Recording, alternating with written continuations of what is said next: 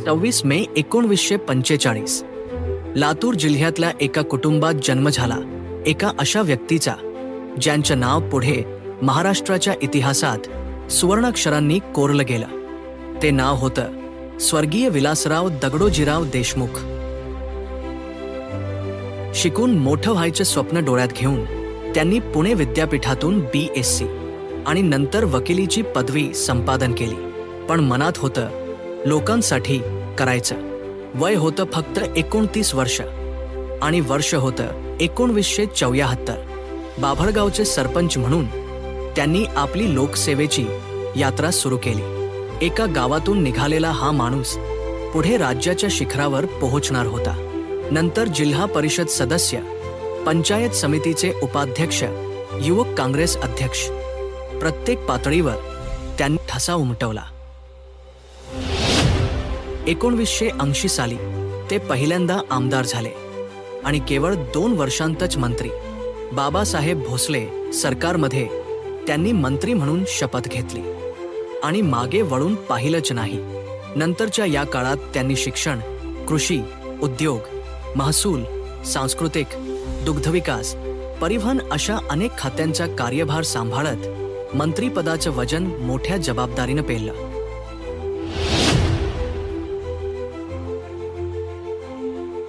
किल्लारी भूकंप काळात विलासराव देशमुख साहेबांनी दाखवलेली तत्परता, संवेदनशीलता आणि कार्यक्षम नेतृत्व ही त्यांच्या लोकाभिमुख राजकारणाची खरी ओळख होती। ते फक्त मदत करणारे नेते नव्हते, तर जनतेबरोबर दुःखात उभे राहणारे सहकारी होते। 95 सालचा पराभव त्यांच्या आयुष्यातला एक मोठा धक्का होता। पण पडणं हे त्यांच्या प्रवासाचं टोक नव्हतं, ते तर नव्याने उभं राहण्याची सुरुवात होती। पराभवानंतर ते तब्बल 95,000 मतांनी विजयी झाले आणि पुन्हा एकदा महाराष्ट्राच्या राजकारणात सक्रिय झाले।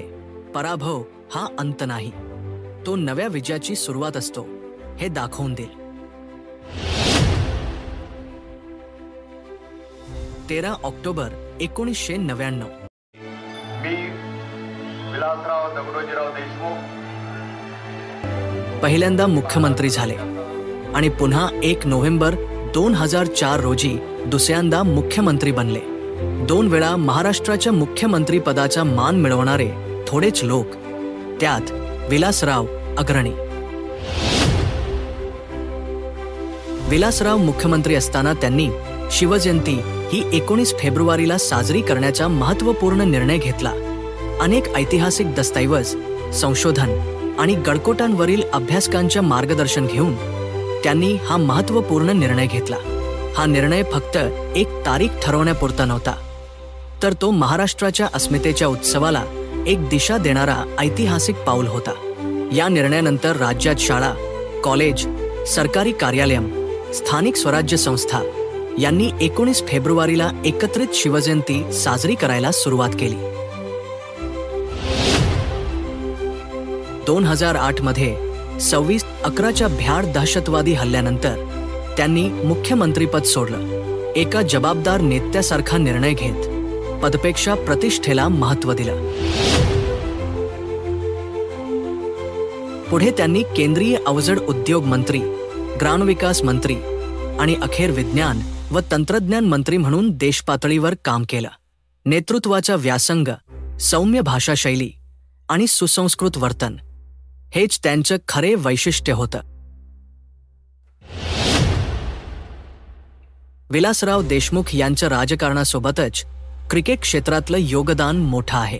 त्यांची 2011 साली मुंबई क्रिकेट असोसिएशनच्या अध्यक्षपदी निवड झाली। त्यांच्या अध्यक्षतेत MCAच्या कारभारात पारदर्शकता आणि अधिक व्यावसायिक दृष्टिकोन आणण्याचा प्रयत्न झाला। क्रिकेटसोबतच इतर युवा खेळाडूंना दर्जेदार सुविधा मिळाव्यात यासाठी त्यांनी अनेक पावले उचलली।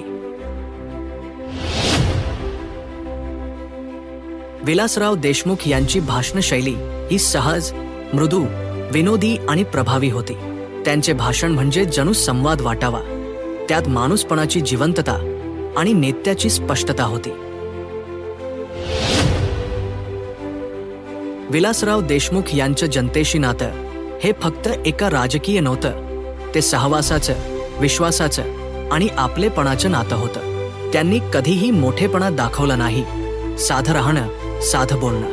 लोक सांगायचे, एकदा साहेबांना फोन लावला की ते स्वतः फोन उचलत होते आणि लगेच काम करत होते. पण नियतीला काही वेगळंच मंजूर होतं. 14 ऑगस्ट 2012 रोजी यकृताच्या आजारामुळे चेन्नईच्या ग्लोबल हॉस्पिटलमध्ये त्यांनी अखेरचा श्वास घेतला. बाभळगावला शासकीय इतमामात त्यांना निरोप देण्यात आला. यावेळी पंतप्रधान मनमोहन सिंह, सोनिया गांधी, शरद पवार, राज ठाकरे आणि लाखो सामान्य नागरिक त्यांच्या अंत्ययात्रेला सामील झाले. नेते येतात, जातात, पण काहींचं नाव काळाच्या प्रवाहात अजरामर राहतं. असेच लोकनेते विलासराव देशमुख. एक नाव, एक विचार, एक संस्कार होते. साहेब केवळ नाव नव्हतं, तर जनतेच्या आशा विश्वासाचं प्रतीक होतं.